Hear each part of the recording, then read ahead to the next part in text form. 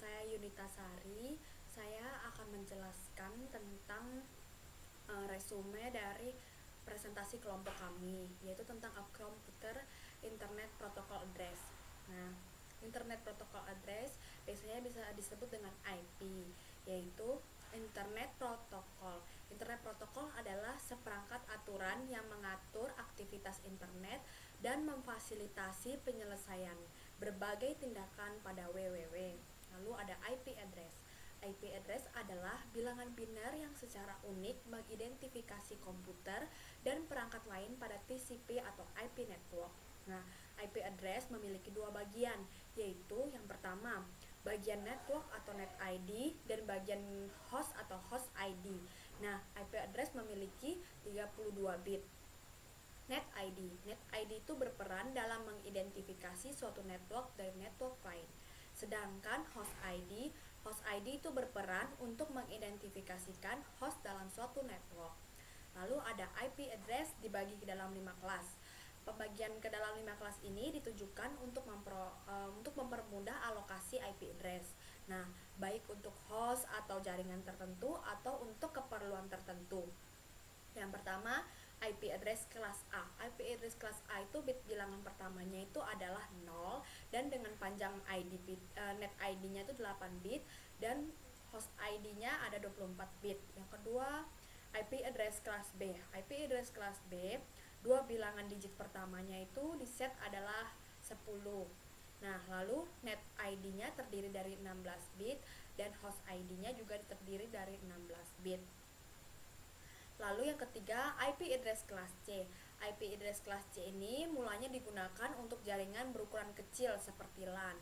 Nah, 3 bit pertamanya itu adalah 111 dan network ID-nya terdiri dari 24 bit dan host ID-nya terdiri 8 bit. IP address kelas D. IP address kelas D ini digunakan untuk keperluan multicasting. Nah, 4 bit pertamanya itu adalah 1110.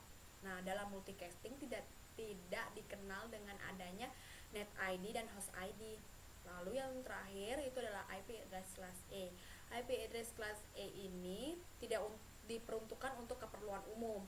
Lalu 4 bit pertamanya itu 111. Dalam penggunaan IP address dibagi menjadi dua, yaitu pertama IP address private. IP address private adalah IP address yang digunakan untuk komunikasi yang terhubung langsung dengan internet atau berada pada sebuah area lokal. Perangkat dengan alamat IP private tidak dapat terhubung langsung ke internet. Demikian juga komputer di luar jaringan lokal tidak dapat terhubung langsung ke perangkat dengan IP pribadi. Sebaliknya, akses perangkat tersebut harus ditengahi oleh router atau serupa perangkat yang mendukung Network Address Translation atau NAT, yaitu yang menyembunyikan nomor IP pribadi tetapi secara selektif dapat mentransfer pesan ke perangkat ini, memberi lapisan keamanan untuk jaringan lokal. Nah, selanjutnya ada IP address public, yaitu IP address private yang digunakan pada jaringan area lokal LAN dan IP address publik yang digunakan di internet.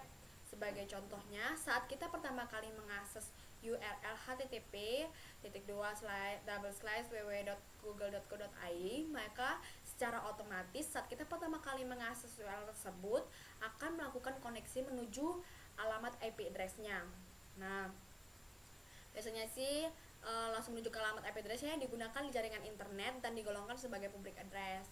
Nah, lalu standar pengamatan IP address. Yang pertama tuh standar IP versi 4. Nah, adalah sebuah jenis pengalaman jaringan yang digunakan di dalam protokol jaringan TCP/IP yang menggunakan protokol IP versi 4. Panjang totalnya itu ada 32 bit dan secara teoritis dapat mengalamati hingga 4 miliar host komputer. Standar IP versi 6 adalah sebuah jenis pengalamatan jaringan yang digunakan di dalam protokol jaringan TCP/IP yang menggunakan protokol internet versi 6. Panjang totalnya tuh bisa sampai 128 bit. IP address dinamis. IP dinamis ini bersifat sementara dan berubah-ubah setiap kali komputer mengakses internet.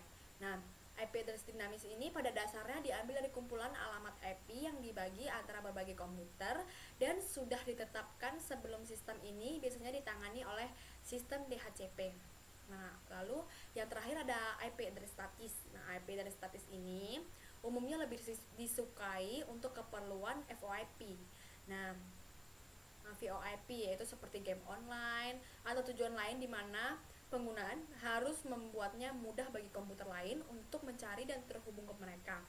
Akses mudah juga dapat difasilitasi dengan penggunaan alamat IP dinamis melalui penggunaan daya layanan DNS dinamis. Namun, alamat IP statis dianggap agak kurang aman daripada alamat IP dinamis karena mereka lebih mudah untuk melacak untuk keperluan data miring. Sekian presentasi dari saya. Terima kasih.